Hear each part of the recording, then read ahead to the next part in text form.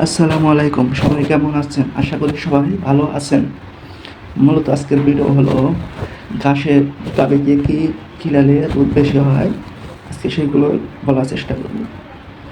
আমরা এখন যাচ্ছি আমাদের ঘাস খেতে, ঘাস কাটতে। এটা হলো আমাদের ঘাস ক্ষেত। এখান থেকে মূলত আমরা ঘাস কাটি। ঘাসগুলো এখনো পর্যাপ্ত পরিমাণ প্রোটিন হয় নাই, কারণ এখনো ছোটো ছোটো আছে। ঘাস না থাকলে আর কি করার, ছোটো ছোটো ঘাস খেলাতে হবে। তার জন্য আমরা একটা গায়ের জন্য যতটুকু ঘাস লাগে ততটুকু ঘাস কাটলাম। কারণ গরুকে ঘাস খেলালে গরু পর্যাপ্ত পরিমাণ দুধ দেবে। শুধু তাদের খাদ্য খেলালেই গরু বেশি দুধ দেয় না। তার জন্য আপনারা চেষ্টা করবেন ঘাস খেলানো।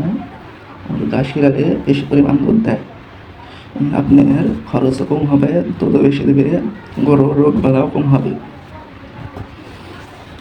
মূলত আমরা এই দাও দিয়ে ঘাস কাটিয়ে এই দাও দিয়ে ঘাস কাটলে অনেক রিক্সও আছে। আবার যতটুকু ইচ্ছা ততখানি ছোটো বড়ো করে ঘাস কাটতে পারবেন। এটা হলো আমাদের গরু ফার্ম। এখানে অনেকগুলো গরু আছে। এখানে আমরা গরুকে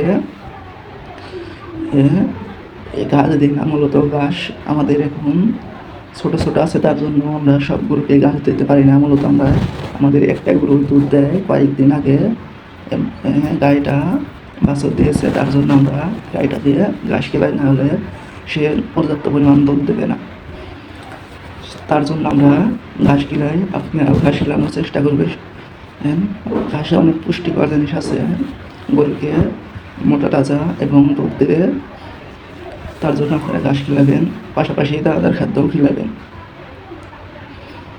এখানে আমাদের ষাঁড় বাছুর আছে, বকনা আছে, গাই আছে, অনেকগুলো প্রেগনেন্টও আছে। তারা সামনে কয়েকদিন পর বিয়ে বাছুর দেবে, তখন আপনাদের বলবা। আসসালামু আলাইকুম, সবাই ভালো থাকবেন, সুস্থ থাকবেন, আল্লাহ হাফেজ।